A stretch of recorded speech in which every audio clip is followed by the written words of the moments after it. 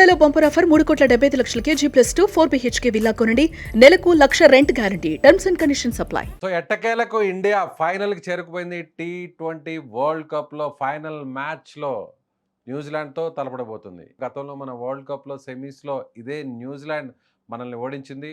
అయితే ఇప్పుడు ఆ కసిని తీర్చుకునేటువంటి ఆపర్చునిటీ ఇండియన్ టీంకి వచ్చిందా?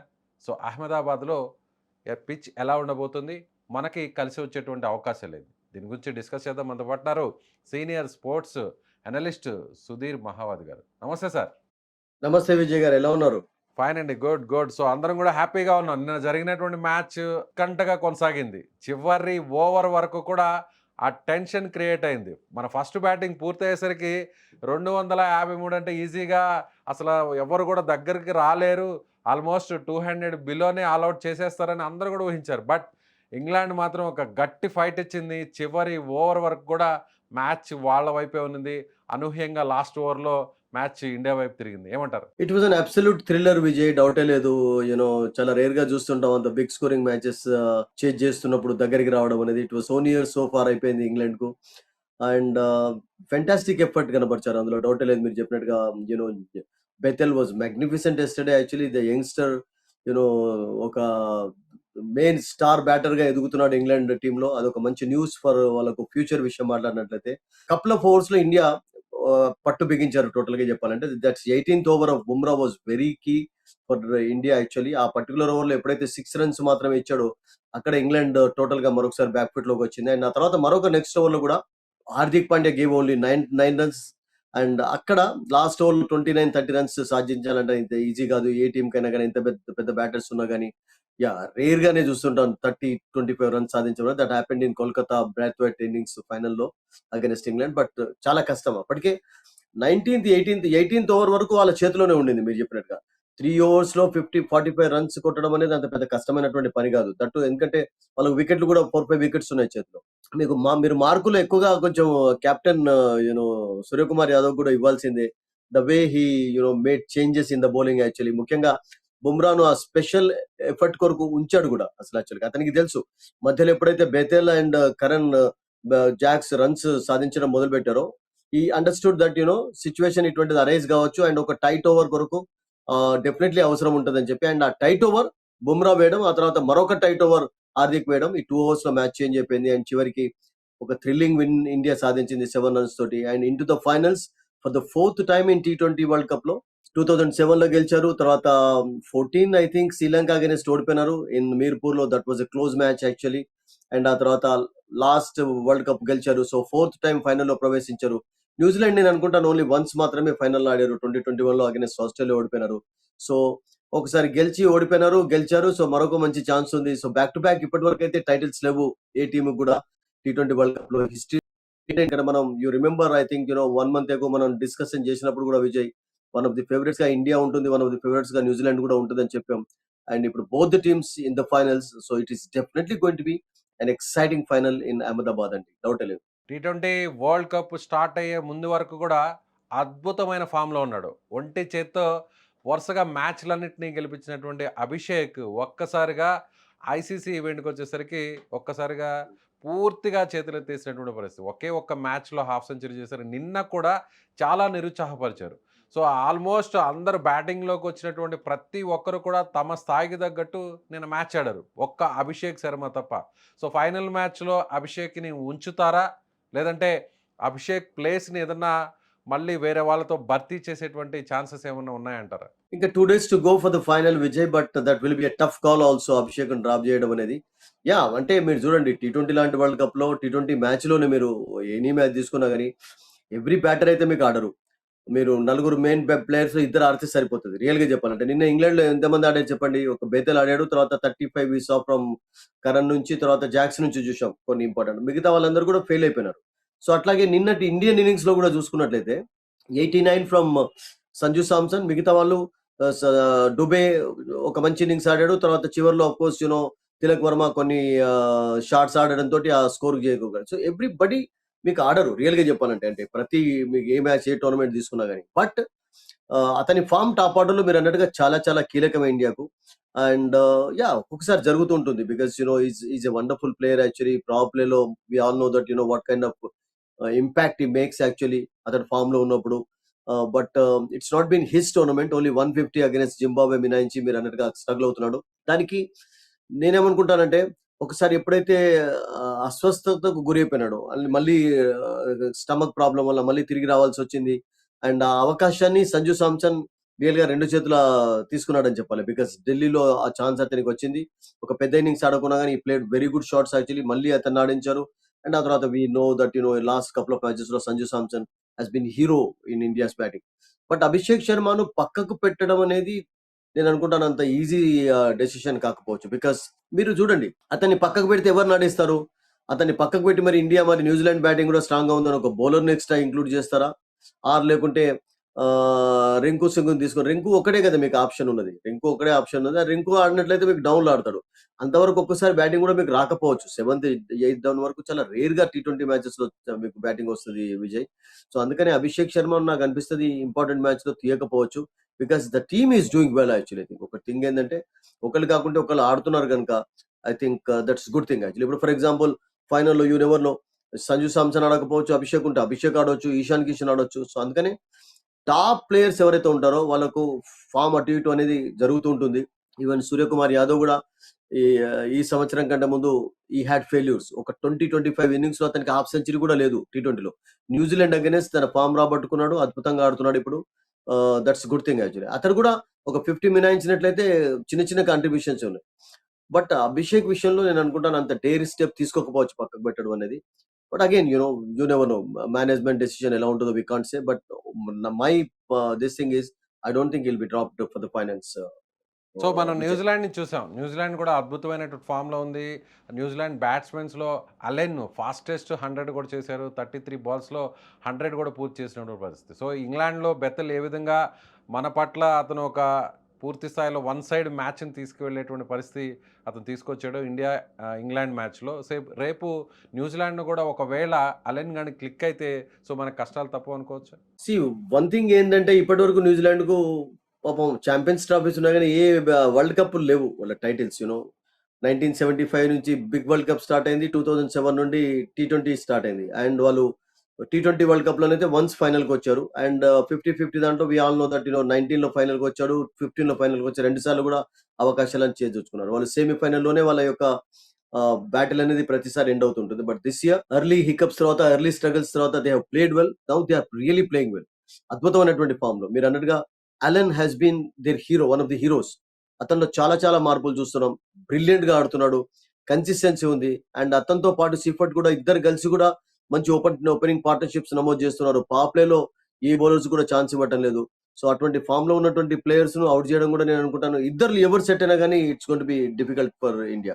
సో వాళ్ళకి ఇప్పటి వరకు టైటిల్ లేదు కనుక ఐ థింక్ ఈ సంవత్సరం అద్భుతమైనటువంటి ఛాన్స్ వాళ్ళకి. ఇక మళ్ళీ ఛాన్స్ రావాలంటే I don't know, because this team is really well అండి. ఎక్స్పీరియన్స్ ఉంది టీమ్ లో. తర్వాత మీకు యంగ్స్టర్స్ ఉన్నారు, బౌలింగ్ డిపార్ట్మెంట్ లో బలం ఉంది, బ్యాటింగ్ లో బలం ఉంది, తర్వాత ఆల్రౌండర్స్ ఉన్నారు, డీప్ గా బ్యాటింగ్ చేసేటటువంటి కెపాసిటీ ఉంది. శాంట్నర్ వరకు వాళ్ళకు బ్యాటింగ్ లైనప్ ఉంది. సో అటువంటి బ్యాటింగ్ లైనప్ ఉన్నటువంటి team and that one after one చక్కగా ఆడడం చూస్తున్నాం. ఇప్పుడు రచిన్ రవీంద్ర కూడా మెల్లమెల్లగా ఫామ్ లోకి వస్తున్నాడు. Is really playing well. Wickets అయితే తీస్తూనే ఉన్నాడు కానీ బ్యాటింగ్ లో కూడా రన్స్ కొడుతున్నాడు. Phillips has been outstanding for them. తర్వాత చాప్మెన్ చాలా చక్కగా మిడిల్ ఆర్డర్ లో ఆడుతున్నాడు. ఒకవేళ టాప్ ఆర్డర్ కొలాప్స్ అయినట్టయితే తర్వాత వాళ్ళకు మిచెల్ ఉన్నాడు. ఐ థింక్ నిషామ్ లాంటి players they have got a fantastic lineup అండి. అంటే లాస్ట్ వరకు కూడా వాళ్ళకు బ్యాటింగ్ లైనప్ ఉంది కనుక it is the best chance for them. Absolutely చాలా అద్భుతమైనటువంటి ఛాన్స్ ఉంది. యా, శాంట్నర్ కూడా చాలా చక్కగా ఆడతాడు విజయ్ మీరు చెప్పినట్టుగా. సో బౌలింగ్ లో ఫర్గసన్ ఒక spell, we know that he can change the complexion of the match. తర్వాత హెన్రీ న్యూజిలాండ్ వెళ్ళి మళ్ళీ వచ్చాడు, we know the reason also. And ఆ తర్వాత మీకు డఫీని తీసుకున్నట్లయితే డఫీ తర్వాత వాళ్ళకు మెకనీని ఆడిస్తారా లేకుంటే మరొక పేస్ బౌలర్ ని తీసుకుంటారా against India, we don't know. Because New Zealand మీకు అహ్మదాబాద్ లో కూడా అహ్మదాబాద్ లో ఒక ప్రాబ్లం ఏంటంటే ఒకవైపు మీకు బౌండరీ లైన్ చాలా దూరంగా ఉంటుంది. సో అక్కడ బౌండరీస్ కంటే మీకు టూస్ సింగిల్స్ చాలా ఉపయోగపడతాయి. స్ట్రాటజీ కూడా వేరు ఉండాలి, ఇండియాది కానివ్వండి న్యూజిలాండ్ కానివ్వండి. సో అటువంటి గ్రౌండ్ లో ఆడబోతున్నారు కనుక I think it's going to be difficult. And New Zealand have a good chance అండి. వాళ్ళు కూడా ఎప్పుడైతే సౌత్ ఆఫ్రికాను ఎఫర్ట్లెస్ గా ఓడించారో వాళ్ళ టీమ్ లో కాన్ఫిడెన్స్ చాలా పెరిగిపోయింది. And they played here. ఇక్కడ ఒక మ్యాచ్ ఆడి ఓడిపోయినా కానీ but they know the conditions. And అట్లా కాకుండా విజయ్ లాస్ట్ 4 months నుంచి ఇండియాలోనే ఉన్నారు. ఇండియన్ కండిషన్స్ కూడా అలవాటు పడున్నారు. టీ20 సిరీస్ ఆడారు, వన్ డే సిరీస్ ఆడారు. And they had some good success in India also. So that is the reason I think Ahmedabad లో నేను అనుకుంటాను New Zealand does have a chance also ఈ సంవత్సరం. అలా ఇండియాను టోటల్ గా మీరు అవుట్ రైట్ గా ఫేవరెట్ అని మాత్రం చెప్పే ఛాన్స్ అయితే లేదు. వన్ సైడ్ అయితే మాత్రం మ్యాచ్ ఉండే అవకాశం అయితే లేదంటారు final. No way, no way, no way. నిన్న ఏ విధంగా New Zealand or India equally good India actually. England మధ్య హోరాహోరీ మ్యాచ్ జరిగిందో, రేపు జరగబోతున్నటువంటి అహ్మదాబాద్ ఫైనల్ మ్యాచ్ కూడా న్యూజిలాండ్ అండ్ ఇండియా మధ్య కూడా అదే స్థాయిలో మ్యాచ్ జరగబోతుంది, అంతేనా? I think last world cup కూడా అట్లాగే హోరాహోరీగానే కొనసాగింది వెస్ట్ ఇండీస్ బార్బడోస్ లో. And if you look at the world cup history చూసినట్టయితే couple of one side matches చూసాం కానీ finals, but most of the finals have been fantastic. 2007 final ఎలా కొనసాగింది, we know that last over వరకు ఉత్కంఠ. Misbah batting చేస్తున్నాడు and Dhoni captain, కొత్త captain, youngster, actually చాలా ప్రెషర్. ఇప్పుడు ఇప్పుడు స్టార్స్ గా ఇండియన్ టీంలో ఎదిగిన వాళ్ళందరూ కూడా అప్పుడు ఆడినటువంటి వాళ్ళు. తర్వాత మళ్ళీ శ్రీలంకతో ఆడేటప్పుడు కూడా స్టార్స్ ఉన్నారు, రోహిత్, విరాట్ లాంటి వాళ్ళు ఆడారు 2014 లో ఉన్నప్పుడు. అండ్ లాస్ట్ ఇయర్ వరకు రోహిత్ అండ్ విరాట్ కంటిన్యూ చేశారు. So we have seen some exciting finals actually. And I think this final will be absolutely thrilling గా ఉంటుందని చెప్పి నాకు అనిపిస్తుంది విజయ్. లో చూస్తే ప్రధానంగా మనకి వరుణ్ చక్రవర్తి, సో T20లో వరల్డ్ నెంబర్ 1 బౌలర్గా ఉన్నటువంటి వరుణ్ చక్రవర్తి నిన్న తేలిపోయాడు. దాదాపుగా 60+ రన్స్ ఇచ్చినటువంటి పరిస్థితి. వరుణ్కి బౌలింగ్ ఇస్తే బుమ్రా ఏ విధంగా డెత్ ఓవర్స్లో స్కోర్ని కంట్రోల్ చేసి వికెట్స్ తీస్తారో, అలాగే ఏ పొజిషన్లో ఉన్నా కూడా వరుణ్కి బౌలింగ్ ఇస్తే కెప్టెన్ నమ్మకాన్ని ఎక్కడ కూడా వమ్ము చేయకుండా వికెట్స్ తీస్తాడు, రన్స్ కూడా కంట్రోల్ చేస్తాడు అనేటువంటి పేరున్న వరుణ్ వరుసగా తేలిపోతున్నాడు. రీజన్ ఏంటంటారు? చూడండి, వరుణ్ మెయిన్ గా బాల్ స్కిడ్ అయినప్పుడు, బిట్ ఆఫ్ టర్న్ ఉన్నప్పుడు కొంచెం డిఫరెంట్ బౌలర్ ని చూస్తుంటాం. బట్ కొంచెం బ్యాటింగ్ ఫేవరబుల్ కండిషన్స్ లో మీరు అన్నట్టుగా కొంచెం స్ట్రగుల్ అవుతున్నాడు. తన వెరైటీ ఏది కూడా ఉపయోగపడలేదు. అండ్ అది కొంచెం ఇబ్బందికరంగా మీరు అన్నట్టుగా, ఎందుకంటే మెయిన్ గా ట్రంప్ కార్డ్ గా ఆడుతున్నటువంటి వరుణ్ స్ట్రగుల్ అవుతున్నాడు. బట్ ఇక్కడ అహ్మదాబాద్ లో బ్యాట్స్మెన్ కొంచెం టెంప్ట్ చేసే ప్రయత్నం చేయాలి. ఎందుకంటే అహ్మదాబాద్ లో ఒకవైపు లాంగ్ బౌండరీ ఉంటుంది కనుక స్పిన్నర్స్ ఆడడం కూడా సిక్సెస్ సాధించడం అంత ఈజీ కాకపోవచ్చు కనుక కొంచెం తనలో కొంచెం మార్పు తీసుకొచ్చి కొంచెం బ్యాట్స్మెన్ ను షాట్స్ ఆడించి కొంచెం టెంప్ట్ చేసే ప్రయత్నం చేసినట్టే he might get some help. But Varun కంటే అహ్మదాబాద్ లాంటి వికెట్ల పైన అదే నేను ఆన్సర్ ఇవ్వదు. వరుణ్ కంటే నాకు ఏమనిపిస్తుంది అంటే అహ్మదాబాద్ లాంటి వికెట్ పైన Kuldeep can be more effective అనిపిస్తుంది. ఎందుకంటే కుల్దీప్ కు ఆ ఎబిలిటీ ఉంది to beat the batter in the air. Actual నిన్న చూసాం కదా, నిన్న అక్షర్ పటేల్ ఒక బాల్ చూడండి బ్యాంటమ్ కి ఎట్లా వేశాడు. 2 సిక్సర్స్ సాధించిన తర్వాత he beat the batter in the air. Batsmen total గా ఎయిర్ లో బీట్ చేశాడు. సో గతంలో అట్లా క్లాసిక్ స్పిన్ డెలివరీస్ ఆమర్ వేశాడు, లెఫ్ట్ ఆర్మ్స్ ఉన్నటువంటి స్పెషల్ బాల్ అది. సో అట్లా కుల్దీప్ చేయగలుగుతాడు. కుల్దీప్ ఉన్నటువంటి ఎక్స్పీరియన్స్ నాకు అనిపిస్తుంది మేబీ ఎక్కువ ఉపయోగపడవచ్చు ఫైనల్లో అని అనిపిస్తుంది. But you never know, because team management ఏం ఆలోచిస్తారో that we can't say now. ఇంకా 2 days టైం ఉంది కనుక ఐ థింక్ ఎటువంటి వికెట్ ఉంటుందో, maybe bit of spinners help చేసే కండిషన్స్ ఉంటాయా, లేకుంటే పేసర్స్ హెల్ప్ చేసే కండిషన్స్ ఉంటాయా, ఒక ఫ్లాట్ వికెట్ ఉంటుందా. అహ్మదాబాద్ జనరల్ గా చూసినట్లయితే మీకు బిగ్ స్కోరింగ్ మ్యాచెస్ ఉంటాయి Vijay. So we have to wait final day. Sudheer garu, నిన్న మనం చూసాం 200+ వస్తే సరిపోతుంది ఫస్ట్ బ్యాటింగ్ చేసే ఇండియా అని అనుకున్నాం. బట్ 250+ స్కోర్ వచ్చింది. అయినా కూడా సో గెలుస్తామో లేదో అన్న టెన్షన్ చివరి వరకు కొనసాగింది. రేపు అహ్మదాబాద్ గ్రౌండ్లో కూడా బ్యాటింగ్కి పూర్తి స్థాయిలో అనుకూలించేటువంటి పిచ్చే అయితే సో ఎంత స్కోర్ చేసే అవకాశం ఉంది? ఇండియా ఒకవేళ ఫస్ట్ బ్యాటింగ్ వస్తే first of all Vijay, actually England first of all Vijay నాకు ఏమనిపించింది అంటే టాస్ గెలిచిన తర్వాత, బికాస్ నేను ప్రతిసారి చెప్తుంటాను సెమీఫైనల్ లాంటి మ్యాచ్ లో, ఫైనల్ లాంటి మ్యాచ్ లో బ్యాటింగ్ ఫస్ట్ చేయడం తోటి ఒక కాన్ఫిడెన్స్ అనేది ఉంటుంది మీకు. సూర్యకుమార్ యాదవ్ అందుకనే అన్నాడు, if I had won the toss I would have batted first and we're only looking to bat first అన్నాడు. సో పాకిస్తాన్ అగైనెస్ట్ అట్లాగే అన్నాడు. నేను ప్రతిసారి అంటుంటాను అంటే సెమీఫైనల్ లాంటి మ్యాచెస్ లో, ఫైనల్ లాంటి మ్యాచెస్ లో బ్యాటింగ్ ఫస్ట్ చేయడం అనేది చాలా ఇంపార్టెంట్. అండ్ ఇంగ్లాండ్ ఆ ఛాన్స్ వాళ్ళు కోల్పోయినారు. ఆ తర్వాత చేజింగ్ కూడా అంత కష్టం కాలేదు. బట్ చేజింగ్ స్టార్టింగ్ లో వికెట్లు కోల్పోవడంతో కొంచెం ప్రెషర్ లోకి వచ్చారు, కానీ బట్ చేజింగ్ వాజ్ ఆల్సో కొంచెం దగ్గరలోకి రాగలిగారు. బట్ ఇంపార్టెంట్ మ్యాచెస్ లో బ్యాటింగ్ ఫస్ట్ చేయడం ఇంపార్టెంట్. సో అహ్మదాబాద్ లో కూడా నాకు ఏమనిపిస్తుంది అంటే 200+ స్కోర్ చూసే ఛాన్స్ ఉంటుంది విజయ్. ఎందుకంటే అక్కడ కూడా ఫిల్టర్ లాంటి వికెట్స్ ఉంటాయి అండ్ బ్యాట్ మీదకి చాలా చక్కగా వస్తుంది. ఒకవైపు అయితే స్క్వేర్ లో డైమెన్షన్స్ తక్కువ ఉంటుంది, ఒకవైపు లాంగ్ ఆన్ మిడ్ ఆఫ్ వైపు ఆడేటప్పుడు కొంచెం కేర్ఫుల్ గా ఆడాలి. అప్పుడు సింగిల్ డిజిట్ మనం పెట్టాలి, స్లైట్లీ బిగ్గర్ గ్రౌండ్ కనుక. But I think it's a batting wicket ఎక్కువగా ఉంటుంది మనకు. ఇప్పుడు చూసినటువంటి మ్యాచెస్ లో కూడా 200+ స్కోర్ చేశారు ఇక్కడ అహ్మదాబాద్ లో కూడా. సో అటువంటి వికెటే ఉండవచ్చు అని చెప్పి నాకు అనిపిస్తుంది. Maybe not exactly belter like Mumbai or Kolkata or some other places, but I think it should be a good batting wicket day after tomorrow Vijay. నాకు ఇంక్లూడ్ చేద్దాం అనిపిస్తది అట్లా. సుధీర్ మహావాది గారు. ఎందుకంటే సో అహ్మదాబాద్ అంటే కూడా మనకి రిజల్ట్ ఫైనల్‌గా నెగెటివ్‌గా వస్తుంది. ఈ గ్రౌండ్ మనకి అచ్చి రాలేదు. సో అనేక ఈవెంట్స్‌లో కూడా ఫైనల్ మ్యాచ్‌లో మనం ఇక్కడ మ్యాచ్‌లను ఓడిపోయాం. కీలకమైనటువంటి మ్యాచ్‌లను కోల్పోయాం. సో అహ్మదాబాద్ అంటేనే మనకు ఒక రకంగా ఆ ఫోబియా ఏమన్నా రేపు కనిపించే అవకాశం ఉందంటారా? సెంటిమెంట్ పరంగా అట్లా ఒకటే బికాస్ అండ్ న్యూజిలాండ్ కూడా ఆఫ్‌కోర్స్ చాలా ఆకలి మీద ఉన్నారు. ఎందుకంటే వాళ్ళకు మనం ఇంతకుముందు స్టార్టింగ్‌లో చెప్పుకున్నట్టుగా ఒక్క కప్పు లేదు వాళ్ళకు. టీ20లో 50-50లో పాపం సెమీఫైనల్, ఫైనల్ వరకు ఒకే టీ20 వరల్డ్ కప్స్‌లోనైతే only once they played final 2020 వాళ్ళ ఆస్ట్రేలియా అగైన్స్ట్ ఓడిపోయినారు. అప్పుడు కూడా చాలా మంచి ఛాన్స్ మిస్ చేసుకున్నారు. అండ్ ఇండియా కంటే ఫోర్త్ ఫైనల్ ఇది. సో అందుకనే వాళ్ళ కొంచెం కసి డిఫరెంట్‌గా ఉంటది గనుక డెఫినెట్‌లీ ఎక్సైటింగ్ మ్యాచ్ అయితే ఉంటది. అండ్ అలా ఏం గాదు. అంటే కొన్ని గ్రౌండ్స్ అచ్చురావు అనుకుంటా గానీ, బట్ అహ్మదాబాద్‌లో India they have scored some good wins also actually. కొన్ని స్వీట్ మెమోరీస్ గూడా ఉన్నాయి.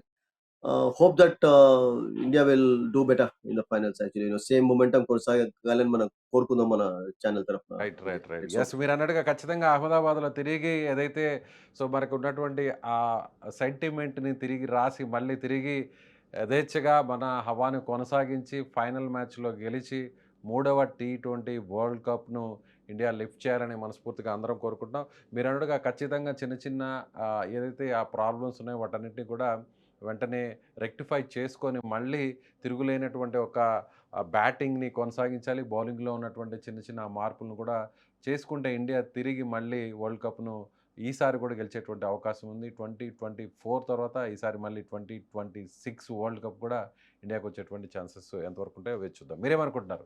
So India, New Zealand final match ఎలా ఉండబోతుంది? మీ అభిప్రాయాన్ని కామెంట్ చేయండి. Thank you so much.